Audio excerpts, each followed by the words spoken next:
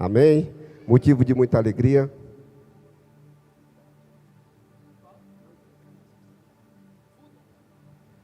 Aleluias.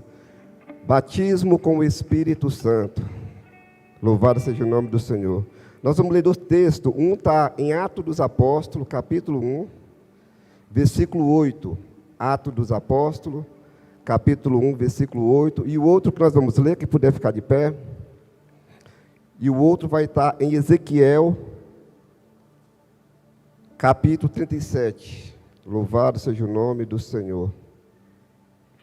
Ali está minha filha, Pamela Raíssa, minha esposa. Mulher que é uma ferramenta nas mãos de Deus para cuidar de mim. Aleluia.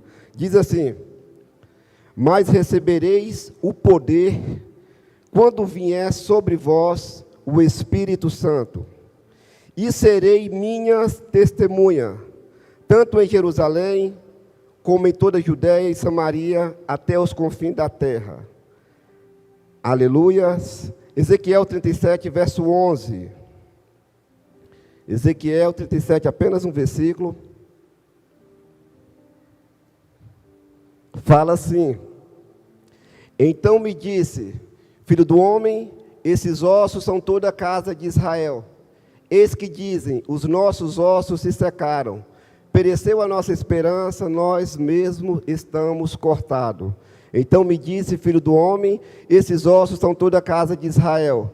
Eis que dizem, os nossos ossos se secaram, pereceu a nossa esperança, nós mesmos estamos cortados. Um minuto de oração.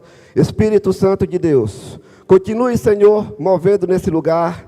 Enche, Pai, cada coração, enche esse lugar com Tua glória, para que hoje, Pai, nós possamos receber a plenitude da Tua palavra e possamos sair daqui fortalecido, revigorado, avivado, sarado, curado, em nome de Jesus. Amém. Pode se assentar.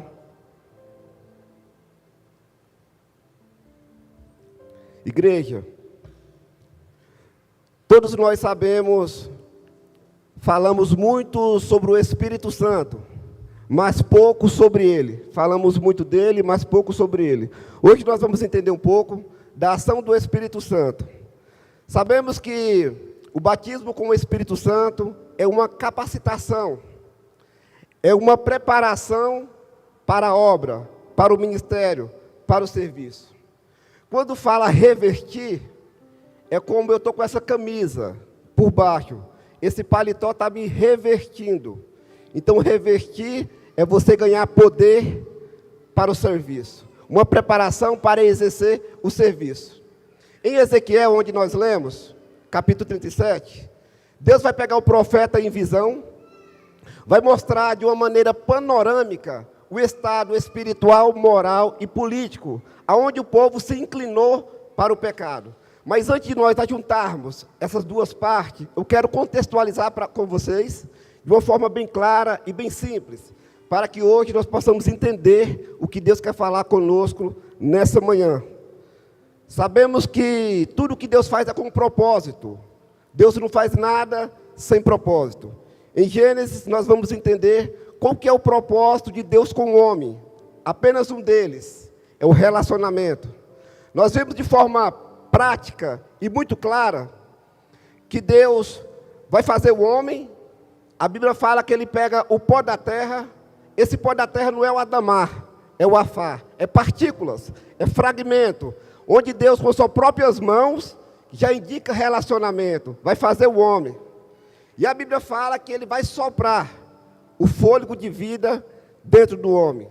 Veja que esse fôlego também não é um vento, é Deus pegando algo de dentro dele e colocando dentro do homem.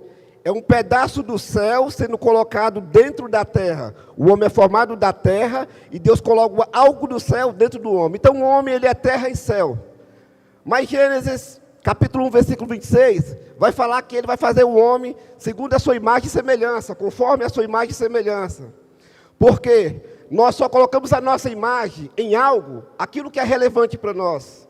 Eu só vou associar a minha imagem a algo, aquilo que tem relevância ou importância. Por exemplo, alguns reis, o presidente, eles colocam a sua imagem em cédula, em moeda, o seu rosto. Mas Deus colocou a imagem dele em você, porque você é importante para ele. Eu quero que você saiba já, no começo aqui, que você é importante para Deus. Então vamos lá. O homem é criado pelas próprias mãos de Deus. O homem recebe algo do céu dentro dele. O homem é a imagem e semelhança de Deus. E a Bíblia vai falar que toda viração do dia, Deus desce para se relacionar com o homem. O Criador desce para se relacionar com a criatura. O céu desce para se relacionar com a terra. É um lugar de paz, comunhão e intimidade com Deus. É um lugar onde o homem foi discipulado. Teve os ensinamentos e as instruções do próprio Deus. Mas mesmo assim, depois dele ser discipulado, ter os ensinamentos, receber todas as instruções de Deus, Adão se peca, se quebra, erra dentro do jardim. E Deus faz uma promessa em Gênesis capítulo 3, versículo 15. Uma promessa de restauração. Aqui nós vemos o primeiro início. Só que nós tivemos um início e 2 reinícios. Qual que é o primeiro reinício? Gênesis capítulo 9. Quem estava aqui na virada do ano, lembra da poderosa palavra que o nosso pastor pregou nesse texto sobre Noé. Segundo reinício, Gênesis capítulo 12 com Abrão. Onde mais uma vez, Deus vai olhar para a terra, pastor. Na Mesopotâmia, um lugar de terra de caldeus. Um lugar de pessoas idólatras. Abrão está lá, e Deus vai olhar, pela nossa ótica humana, pela nossa ótica visual humana, era um lugar que nós não olharia a uma pessoa que poderia exercer uma função tão importante como Abrão exerceu. Só que Deus não olha como o homem olha. Ele falou isso para Samuel. Nós olhamos o que está diante dos olhos, porém Deus olha para o coração. Deus olha para aquele lugar, um lugar de pessoas que adoram vários deuses, politeístas. Pessoas que adoram vários deuses. Deus olha para aquele lugar, e a voz de Deus para aquele homem é essa: sai da tua terra, da tua parentela, que vai para uma terra que eu te mostrarei, e farei daqui uma grande nação. Abraão ouviu e escutou. Abraão entendeu, discerniu. Abraão guardou, confiou, e Abraão colocou em prática. E tudo aquilo que Deus falou a seu respeito, aconteceu. Já tem um aprendizado para nós aqui importante. O quê? Não adianta eu vir para o culto apenas ouvir e escutar, nem entender a palavra, se eu não colocar ela em prática. Porque o que vai mudar a minha vida e a tua vida é a prática da palavra. Nós temos que escutar, nós temos que entender, nós temos que confiar, guardar e colocar em prática. Amém? Então Abraão teve 2 filhos, casou com Rebeca. Sabemos que é Ismael e Isaac. Isaac casou com Raquel. Isaac casou com Rebeca. E teve 2 filhos também, Esaú e Jacó. Sabemos que existia uma treta lá entre eles, por causa da primogenitura. Aliado com sua mãe, Jacó se passou pelo seu irmão, por 2 vezes enganou seu pai. Jacó teve que sair fugido daquele lugar, para ir para a casa de Labão. E lá naquele lugar, ele se apaixona por Raquel. Só que para ele casar com Raquel, vai ter uma missão para ele. Qual missão? Trabalhar por 7 anos. Só que Jacó agora não é mais um enganador. Jacó não é um trapaceiro mais. Ele faz tudo certo. Ele acorda cedo, com muita responsabilidade, executa a sua missão. Trabalha por 7 anos. Na hora dele pegar a sua amada, ele tem uma notícia do seu tio. Porque tem uma filha mais velha. E a mais nova não pode casar antes da mais velha. Então Jacó é enganado pelo seu tio. Por quê? Porque 7 anos atrás, ele plantou algo. Agora ele fez tudo certo, mas tem que pagar uma consequência do passado. Porque quem planta, colhe. Quem planta, colhe. Então Jacó, para casar com essa amada, vai ter que trabalhar por mais 7 anos, 14 anos. Ele trabalha durante os 7 anos, e agora ele fica rico. Tem gado, tem ovelhas, tem muitos bens. Jacó está bem, está rico, tem pastor, tem servo, pastores para cuidar do seu rebanho. Mas agora Jacó deixou uma pendência para trás, há 14 anos. Uma pendência com seu irmão. E ele recebe uma notícia, que seu irmão está vindo com 400 pessoas, com muita ira no coração, 400 soldados, guerreiros, a encontro de Jacó. Só que nesse momento, irmãos, olha aqui para mim, Jacó está rico, está casado com a mulher que ele quer, Jacó tem tudo, mas ele não está tendo paz. Jacó não consegue ter paz. Ele sabe que tem que resolver algo do passado, mas agora o dinheiro dele não pode resolver, a esposa dele não pode resolver, tudo que ele tem não consegue resolver, porque tem coisas na nossa vida que só vai resolver quando você entrar no seu quarto, fechar a sua porta e falar com aquele que pode resolver todas as coisas. E Jacó vai, a passagem muito conhecida, Val de Jaboque. Naquele lugar, em uma forma teofânica, é o próprio Deus. E uma coisa que me chama a atenção, é que quando ele está lá, diante do próprio Deus ali em forma teofânica, Deus vai perguntar assim para ele, qual que é o seu nome? Só que a teologia sistemática vai nos ensinar que Deus ele é onisciente, onipresente, onipotente, sabe de todas as coisas, está em todo lugar e tem todo o poder. Igreja, Deus sabia ou não quem era Jacó? E por que Deus pergunta qual que é o seu nome? Deus sabia quem que era Jacó, porque ele sabe de todas as coisas, está em todo lugar e tem todo o poder. Deus pergunta para Jacó, porque quem tem que saber quem é ele mesmo.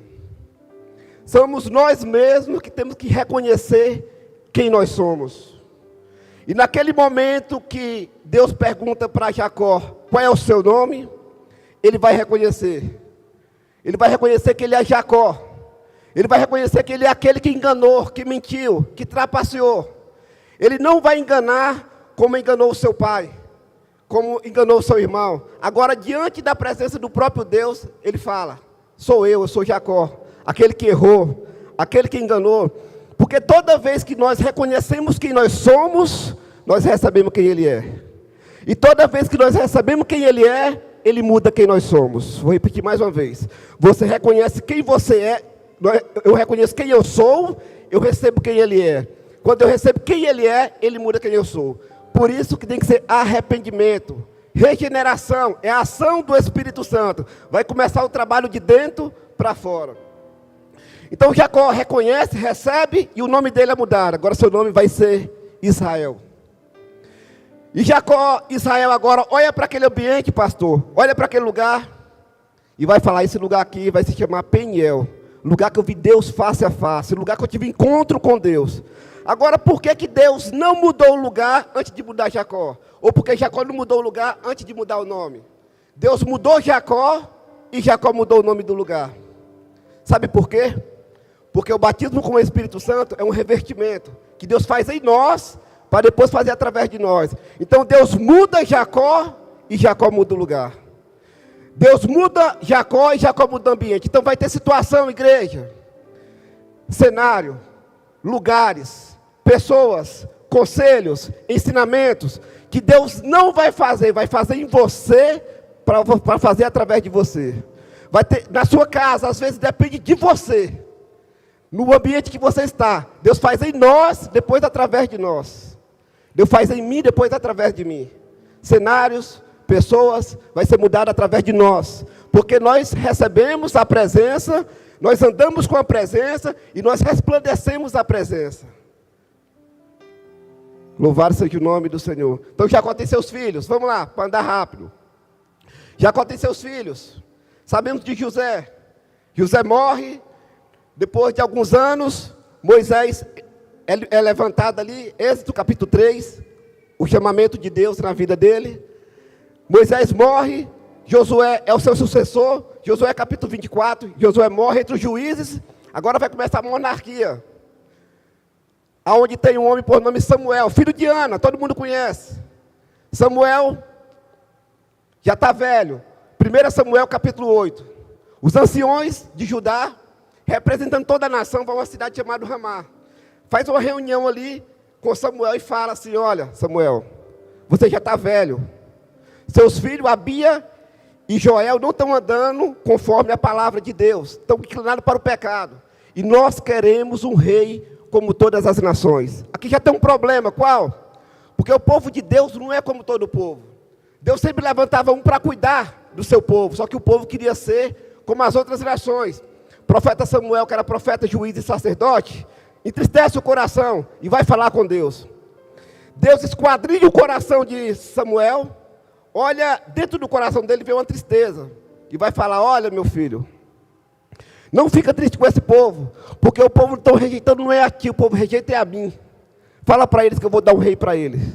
1 Samuel capítulo 9. Deus cria uma circunstância para Saul e até o profeta. Capítulo 10. Ele é ungido como rei de Israel. Primeiro rei de Israel. Capítulo 11. O profeta chama todo mundo e formaliza, passa o bastão ali para Saul. Capítulo 13. Vai acontecer o primeiro erro de Saul. Saul fala o que não é para falar. Saul coloca a mão onde não é para colocar.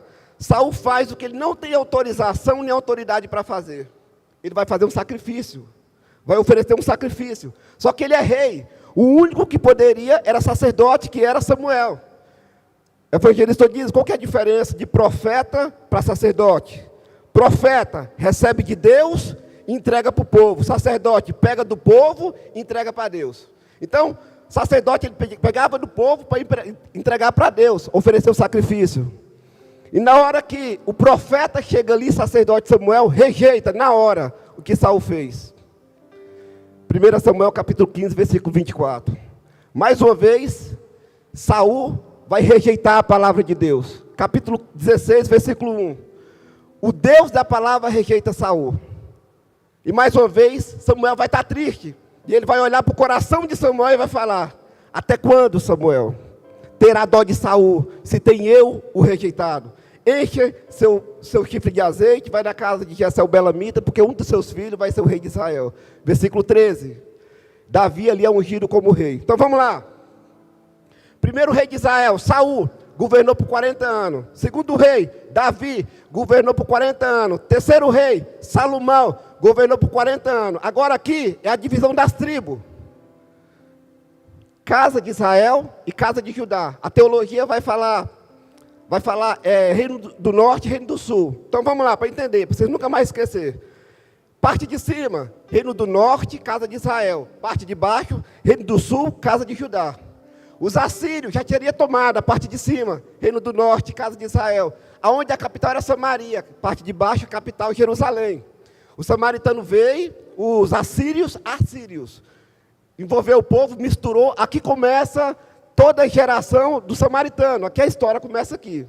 Só que já tinha tomado, agora só está a parte de baixo, onde nós vamos trabalhar agora um pouco. Amém?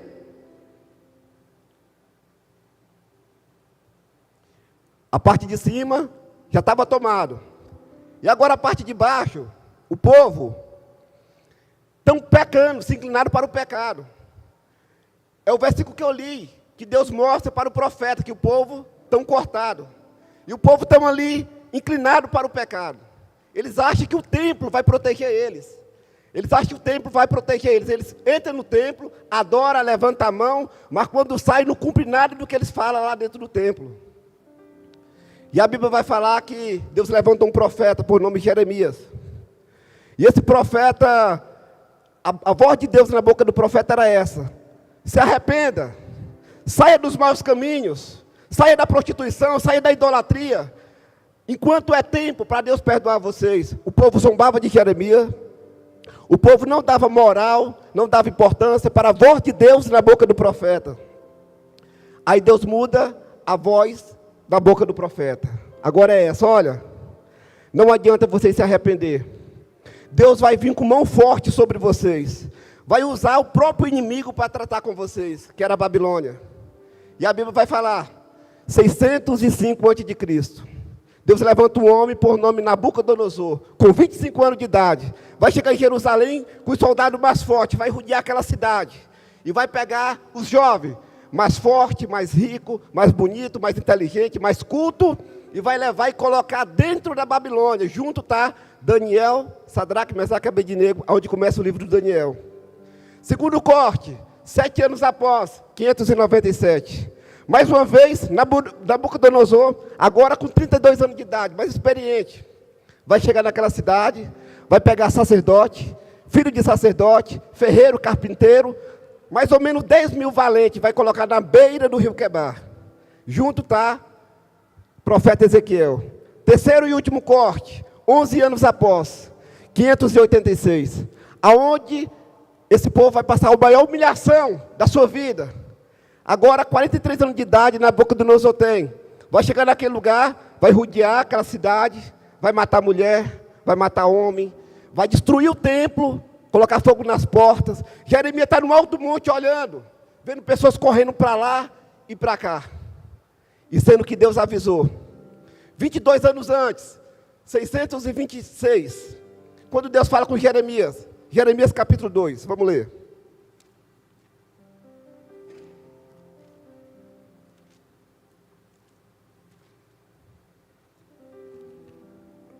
Fala assim: assim diz a palavra do Senhor, veio a mim dizendo, vai e clama aos ouvidos de Jerusalém, dizendo assim, lembro-me de ti e da tua bondade e da tua juventude, o amor das tuas bordas, quando tu vieste após mim no deserto. Israel era santidade para o Senhor. Deus chama Jeremias e começa a falar com Jeremias, porque Deus não faz nada antes de falar com alguém. Amós 3,7. Ele não fala nada de revelar para os profetas, para os seus servos, para a igreja. Aleluia. Então Deus começa a falar com Jeremias. Coloca Jeremias para sentar, para ouvir, para depois levantar para falar.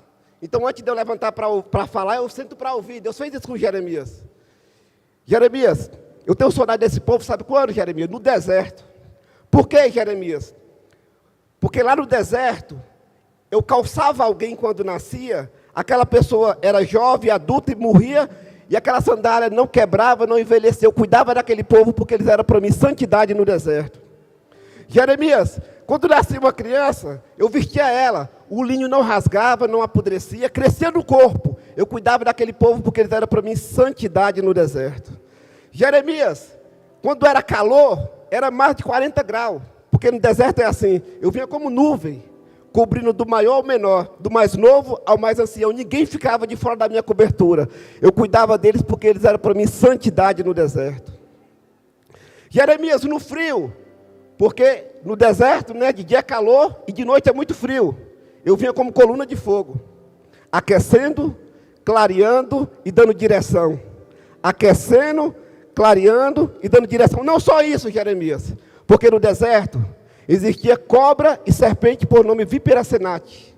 Escorpiões amarelo e vermelho que se picasse, o sangue coagulava, a pessoa morria em poucos minutos. Existia lobos no deserto. Só que eu ia, Jeremias, como coluna de fogo, matando serpentes, cobras, escorpiões, lobo, clareando, dando direção, e nada chegava à sua tenda. Deixa eu falar para você uma coisa.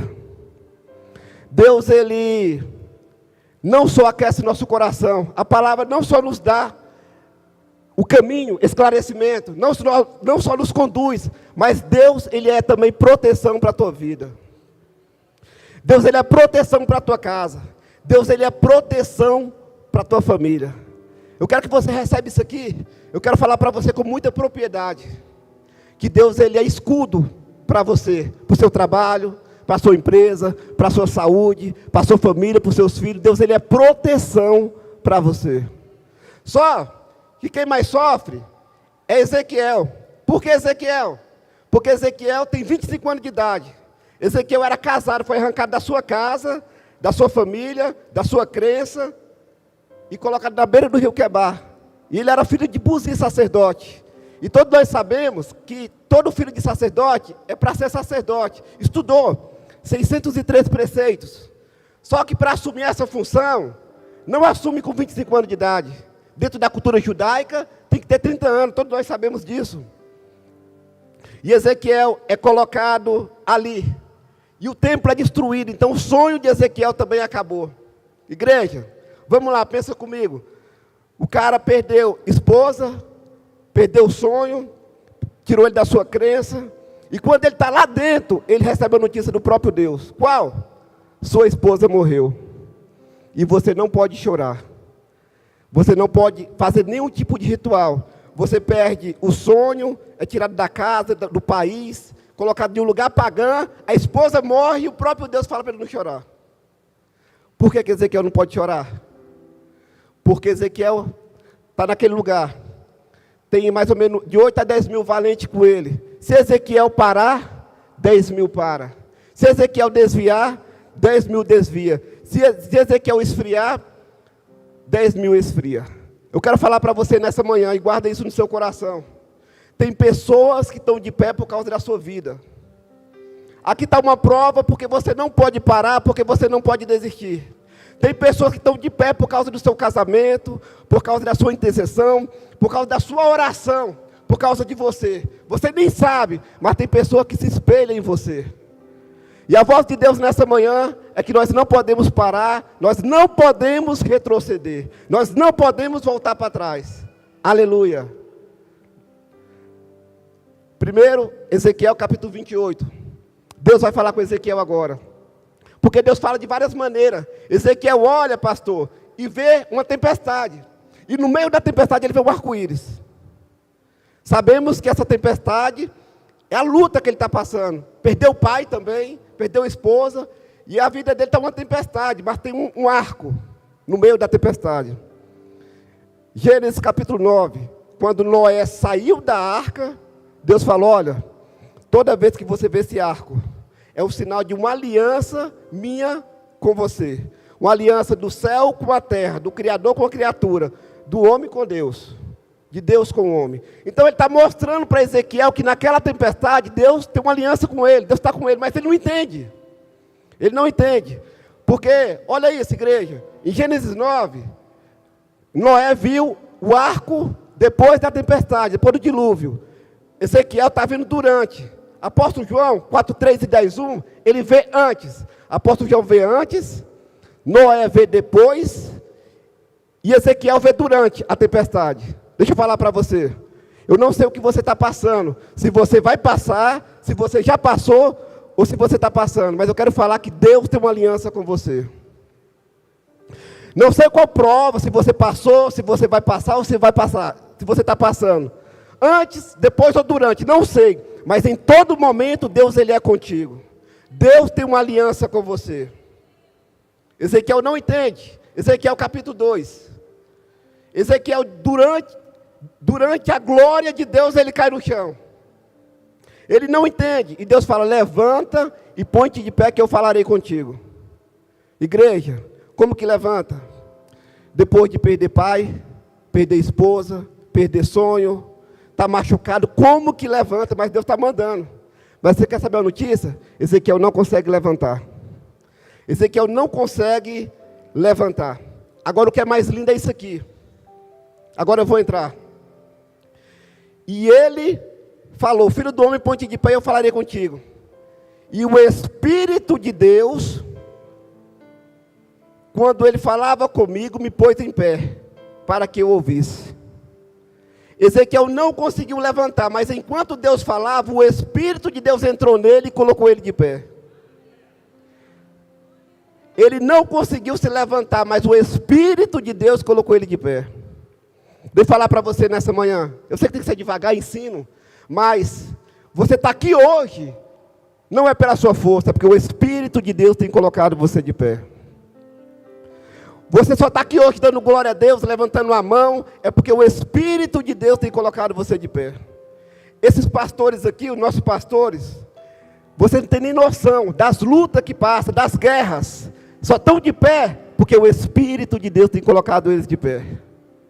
Nós só estamos aqui porque o Espírito de Deus tem colocado você de pé. Agora veja uma coisa, vocês viram que ele não conseguiu levantar, o Espírito levantou ele, então ele tem um ministério na plenitude do Espírito. Não é a força dele, ele está sendo levantado pelo Espírito. Só que o Espírito não mente para ninguém. Vai falar para Ezequiel como vai ser o ministério. E Ezequiel, o sonho dele era ser sacerdote, era servir no templo. Ele está na beira do rio Quebar, está no lugar de pessoas pagãs. Ele queria ser sacerdote, mas Deus vai levantar ele como profeta. Agora escute isso. Às vezes nós queremos estar no lugar, servir no lugar, mas Deus quer te levantar em outro. Esteja sensível à voz do Espírito, porque Ele quer te usar no lugar que você está. Deus ele quer que você levanta no lugar que você está. Evangelista, amanhã, mês que vem não, hoje. Deus ele quer te levantar no lugar que você está. Que você ocupe o seu lugar no lugar que você está. No lugar que Ele te estabeleceu. E Deus vai falar, Filho do homem, não temas as tuas palavras, ainda que haja espinho e tu habita em lugar de escorpião. Olha para cá. Sarça é um arbusto pequeno, que tem espinho. Se você tocar, você se fere. Se você aproximar, você se fere. Ezequiel, você vai ensinar, vai orar, vai fazer campanha, vai ajudar pessoas que você chegar perto dele, ele vai te ferir. Por que Ezequiel não desiste? Porque ele é levantado pelo Espírito, pelo poder do Espírito de Deus. Ezequiel, você vai ensinar pessoas, habitar no meio de pessoas que vai ser como escorpião. Evangelista, o que é isso? Sabemos que escorpião é um animal que fica escondido atrás das coisas e tem duas garras. Olha isso, igreja.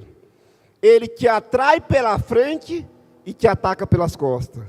Te atrai pela frente e te ataca pelas costas. Não entendi, vamos lá. Eu vou estar na mesa com alguém, sorrindo, ajudando. Na hora que eu sair da mesa, aquele alguém que eu sorri e ajudei vai falar mal de mim. É forte, né? Não dá nem de dar glória a Deus. Só que Ezequiel, você vai ter que fazer. Aí Paulo explica, por quê? Porque minha luta não é contra a carne nem contra sangue. É contra principado, contra Satanás, contra o mal. Não é contra meu irmão, não é contra pastor, não é contra ninguém de igreja, não é contra vizinho, é contra o mal. Então eu vou vencer como? Oração, jejum, aleluia e palavra. Assim nós vamos vencer. Então Ezequiel ele é levantado na plenitude do Espírito. Evangelista, o que é a plenitude do Espírito? Vamos lá. 1 Atos, capítulo 1, versículo 1. Vai falar que Jesus fazia e ensinava. Esta é uma vida na plenitude do Espírito. Fazer e ensinar. Fazer e ensinar. Porque assim a igreja vai crescer. É eu dar espaço, eu tenho o coração de paternidade e entender que todo mundo pode crescer. Ajudar, fazer e ensinar. Mas tem pessoas que falam, ensina, mas não faz. Hipócrita. Tem outros que faz, mas não ensina. Tem medo daquele que ele está ensinando ficar melhor do que ele. Então Jesus nos ensina que nós temos que fazer e ensinar. Igreja, está entendendo? Amém? Então vamos lá. Então, a vida da plenitude do Espírito é uma vida quando nós recebemos o revestimento do Espírito Santo. Atos capítulo 2. Atos capítulo 1, versículo 8, nós lemos que nós vamos receber poder quando vir sobre nós o Espírito Santo. Quando nós aceitamos Jesus, entenda isso, nós recebemos o Espírito Santo, uma marca.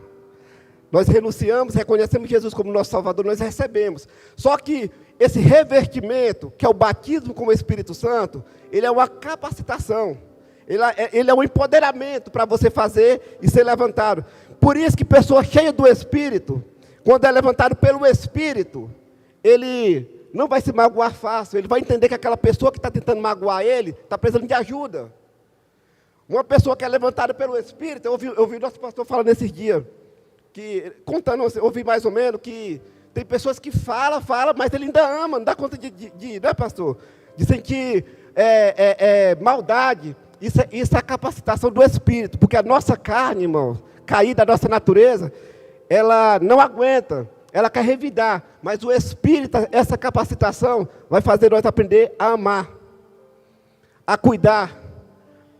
Nós temos que buscar essa capacitação, esse preenchimento, para nós fazermos com excelência a obra de Deus, com empoderamento. Quem não for batizado com o Espírito Santo, busca, porque é para todos. Aleluia, busca porque é para todos. Nós temos que buscar a presença, nós temos que buscar os dons espirituais, para nós fazermos com excelência. Eu contextualizei tudo aqui para vocês, para falar de Ezequiel, que ele foi levantado pelo Espírito. Pessoas iam machucar ele, iam trair ele estava num lugar que ele não queria, mas ele ia continuar fazendo, porque Deus tinha mandado. Jeremias pregou por 40 anos. O povo bateu em Jeremias, prendeu Jeremias, não dava importância para o que Jeremias queria fazer. Ele chegou perante Deus e falou: olha Deus, não vou pregar mais. Eu não quero pregar mais, não vou profetizar mais. Deus falou para Jeremias: quer não, Jeremias? Então tá bom, Jeremias. Aí ele volta: Deus, mas toda vez que eu quero sair, a tua palavra me arde nos ossos. Eu não dou conta de sair. Porque a chamada é muito maior do que aquele que é chamado. A unção é muito maior do que aquele que é ungido.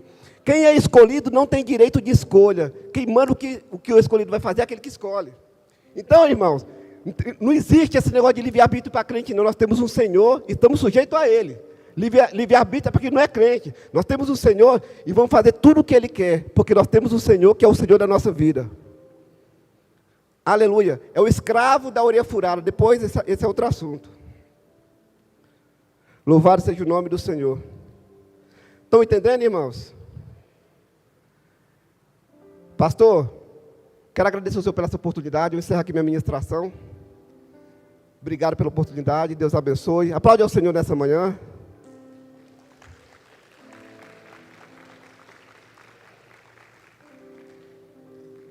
Aleluias, glória a Deus. Você pode se colocar em pé nessa manhã. Meus irmãos, que nós possamos sair daqui entendendo a importância de nós termos o Espírito Santo conosco, né? Nós estamos falando aí desde o mês passado sobre esse Espírito e que nós possamos buscá-lo. Ele é algo que está disponível para todos nós e quando você pede pelo Espírito para o Pai, com certeza Ele quer te dar.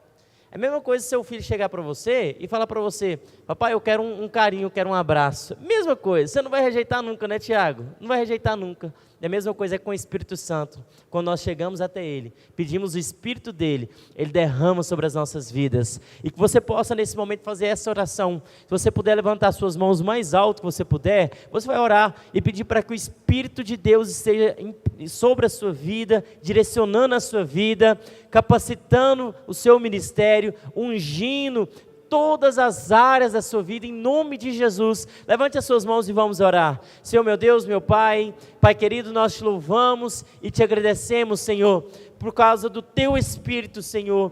Pai, te pedimos que o Teu Espírito esteja todos os dias conosco. Pai, em nome de Jesus, derrama a Tua unção sobre as nossas vidas, Pai. Pai, o que seríamos de nós se não for o Teu Espírito nos guiando, nos sustentando, Senhor? E eu te peço, em nome de Jesus, não nos deixe faltar presença. Pai, que o Teu Espírito visite os nossos lares, visite as nossas famílias, Senhor, e todos sejam revestidos, Senhor. Aonde estiver algum que esteja perdido, Senhor, que o Teu Espírito possa visitá-lo e tocá-lo, Pai. Eu te clamo, Senhor, nessa manhã. Pai, não deixe faltar o Teu Espírito neste lugar, neste púlpito, Pai, nessa igreja, sobre a vida dos nossos irmãos, e que nós possamos compreender a importância, Pai, de honrar o Teu nome, de honrar o Teu Espírito, Senhor. Nós te louvamos, te agradecemos, em nome do Senhor Jesus. Esteja conosco, Senhor, aleluia. Minha vida dou a Ti, Senhor, rendido a Ti estou, e para sempre cantarei.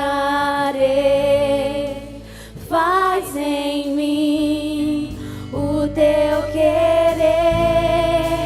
Minha vida dou a Ti, Senhor, rendido a Ti estou, e pra sempre cantarei. Faz em mim o Teu querer. Nós te louvamos, Senhor, que a graça do nosso Senhor e Salvador Jesus Cristo, que o amor de Deus, nosso Pai, a comunhão e a consolação do Espírito Santo esteja com todos, não só hoje, mas para todos sempre. Amém. Deus abençoe a sua vida. Hoje às 18 horas te espero aqui. Nós vamos receber o pastor Raul Mesquita para ministrar a palavra. Vai ser uma bênção. Deus abençoe.